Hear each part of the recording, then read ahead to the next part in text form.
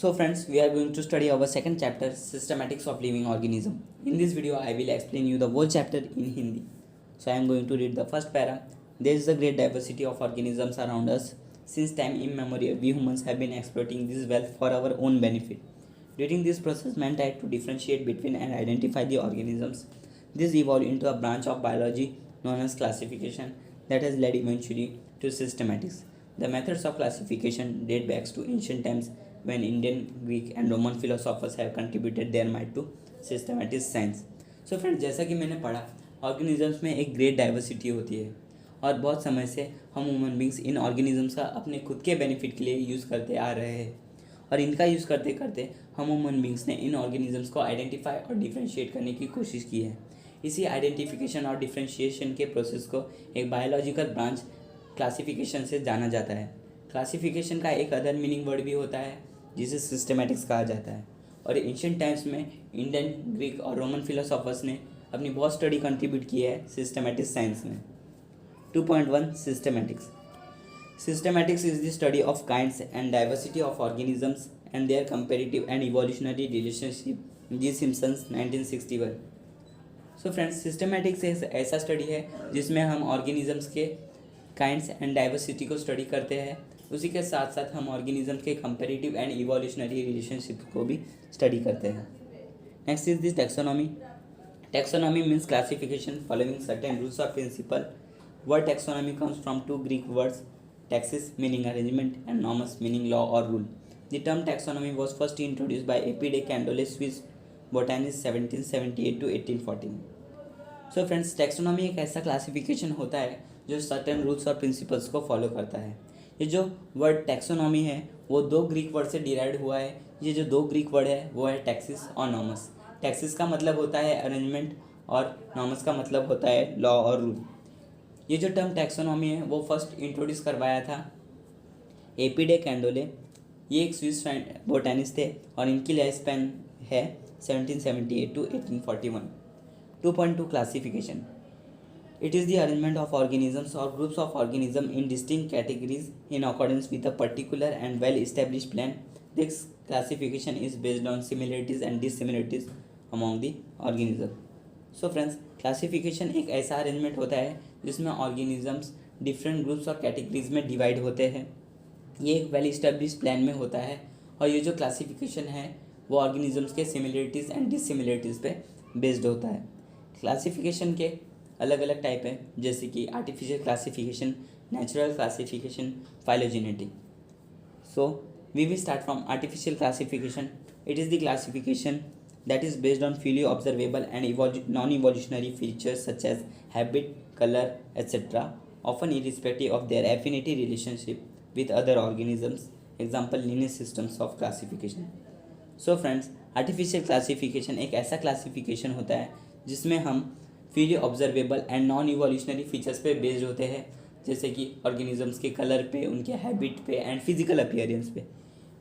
artificial classification का best example है linear systems of classification. Next is the natural classification. It is the classification which is based on objectively significant rather than being selected for convenience, like artificial system of classification.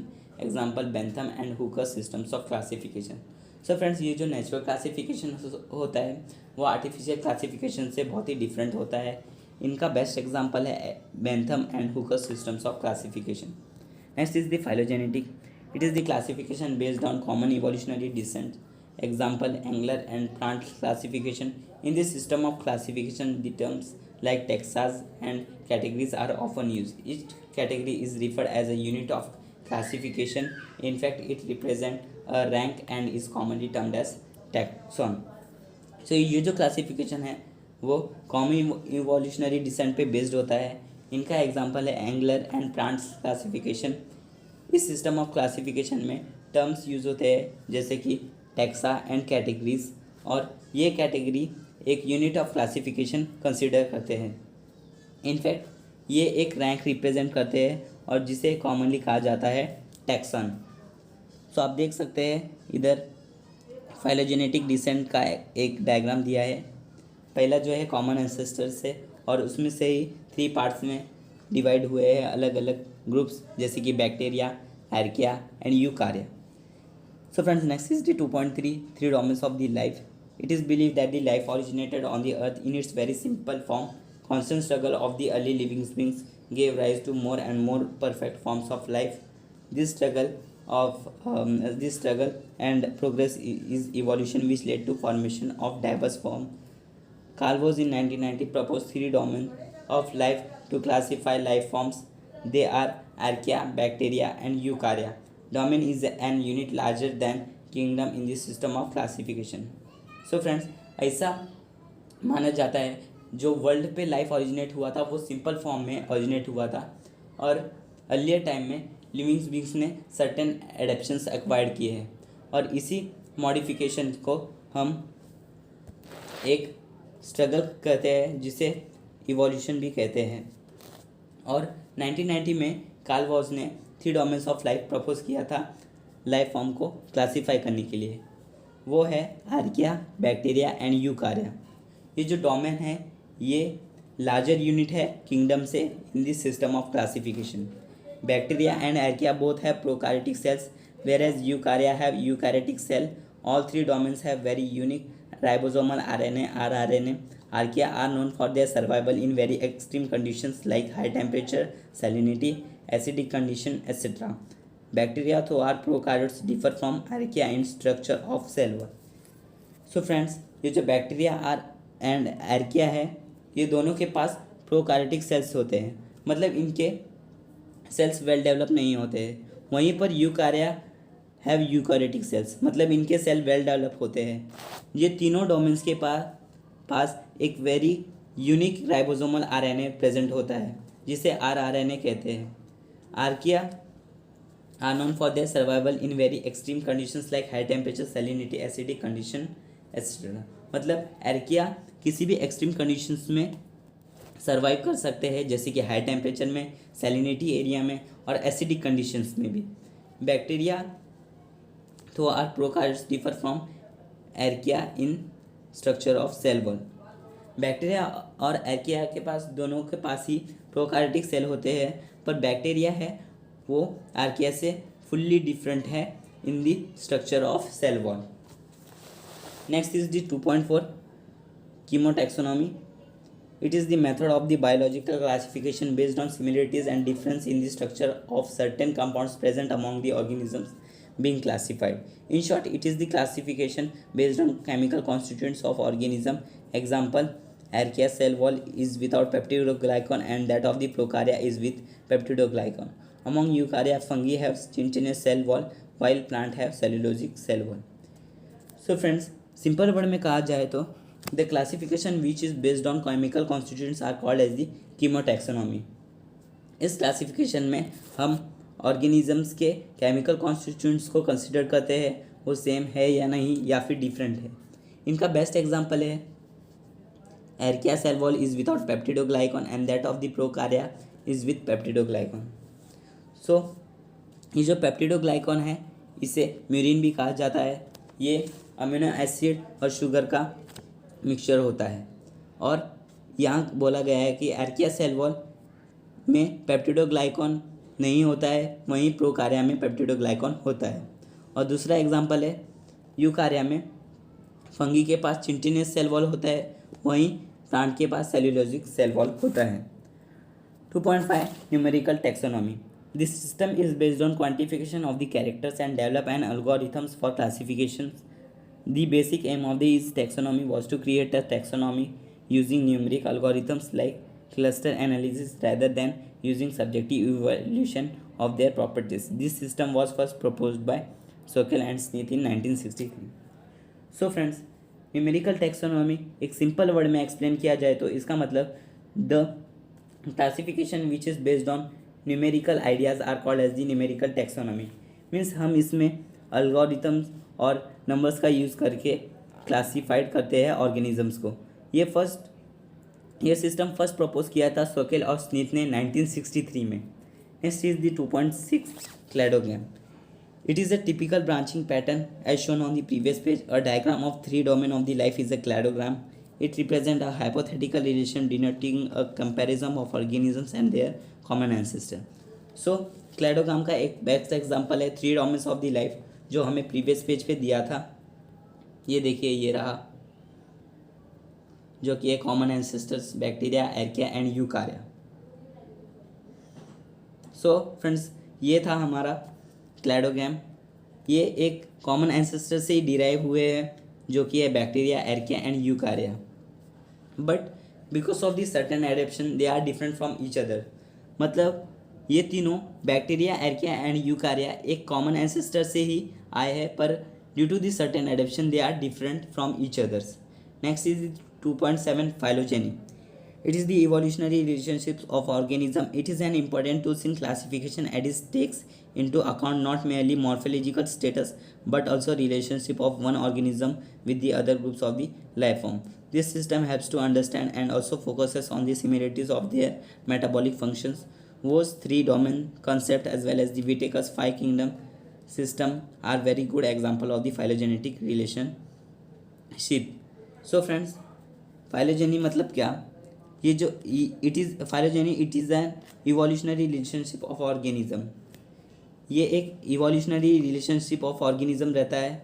इसे बहुत important माना जाता है classification में, क्योंकि इसमें हम organisms के फिजिकल अपीयरेंस को कंसिडर नहीं करके ऑर्गेनिजम्स में सो फ्रेंड्स, फाइलोजेनिक एक इवोल्यूशनरी रिलेशनशिप होता है ऑर्गेनिजम्स के बीच में। इसे एक इम्पॉर्टेंट टूल्स ऑफ क्लासिफिकेशन कहा जाता है, क्योंकि इसमें हम ये ऑर्गेनिजम्स के मॉर्फोलॉजिकल स्टेटस को ना कंसिडर करके एक ग्रुप ऑफ ऑर्गेनिजम्स का अदर ग्रुप्स ऑफ ऑर्गेनिजम्स के साथ कंसिडर करते हैं। ये सिस्टम हमको हेल्प करता है इवोल्यूशन को अंडरस्टैंड करने में और दूसरे ऑर्गेनिजम्स के मेटाबॉलिक फंक्शन को स्टडी करने में। इनके बेस्ट एग्जांपल है वो थ्री डोमेन्स कॉन्सेप्ट और विटेकर्स के 5 systems of classification. Next is 2.8 DNA barcoding. DNA barcoding is a new method for identification of any species based on its DNA sequence for a tiny tissue sample of the organisms under study. It helps to study new identified species as well as understand ecological and evolutionary relationship between living beings. The process of the DNA barcoding includes 2 basic steps: collecting DNA barcode of the data of the known species and matching those with the barcode sequence of the unknown sample against the barcode library for identification. DNA barcode has many applications. A few to mention are protection of the endangered species, preservation of natural resource, pest control in agriculture, identify disease vectors, authentication of the natural health, production and identification of the medical plant. So friends, ये जो DNA barcoding है एक new method है animal को classify करने के system में। इसमें हम एक नॉन स्पीसीज का DNA सैंपल लेते हैं और उसे अदर लाइफ फॉर्म से मैच करने की कोशिश करते हैं। यह DNA बारकोडिंग का मेन अटेंशन रहता है प्रिजर्वेशन ऑफ नेचुरल रिसोर्सेज में, इंडेंजर्ड स्पीसीज को बचाने में और pest control in agriculture, identify disease vectors, authentication of natural health products and identification of medical. So DNA barcoding का इन चीज़ों में भी यूज़ किया जाता है जो मैंने अभी कहे। Next is the taxonomic categories. Classification is not a single step process but involves a hierarchy steps in which each steps represent a rank or the category. Since the category is a part of overall taxonomic arrangement, it is called the taxonomic categories, and all categories together constitute the taxonomic hierarchy. Kingdom, division, class, order, family, species, genus are the categories in hierarchical sequence. They are compulsory categories. Besides, there are some facultative categories like suborder, subfamily, etc. to be used as per the need. So classification एक single step consider नहीं करता है, इसमें different hierarchy steps includes होते हैं और जो category है ये एक पार्ट है रहता है टैक्सोनॉमिक अरेंजमेंट का, जिसे हम टैक्सोनॉमिक कैटेगरी कहा जाते हैं। और ऑल कैटेगरीज को एक साथ में लाए तो उसी से बनता है टैक्सोनॉमिक हायरार्ची। और टैक्सोनॉमिक हायरार्ची में kingdom, division, class, order, family, genus, species consider होते हैं। ये जो मैंने अभी बोले kingdom, division, class, order, family, genus, species, ये कंपलसरी होते हैं। और अगर इन्हें छोड़ दिया जाए तो उधर फैक्युलेटिव कैटेगरीज भी है, जैसे कि सब ऑर्डर, सब फैमिली एट्सेट्रा। और इन्हें हम जब यूज़ करना होता है तब भी यूज़ करते हैं। किसे? सब ऑर्डर, सब फैमिली, इनको। 2.10 taxonomic hierarchy. A taxon is a taxonomic group of any rank in system of classification. H.J. Lamb, 1948. Example in plant, each one of the following such as the Angiosperm, Dicotyledon, Polypeton, Malvaceae. So taxonomy एक taxonomic group है जिसे एक rank से जाना जाता है system of classification में, ऐसा H.J. लैम ने बोला था।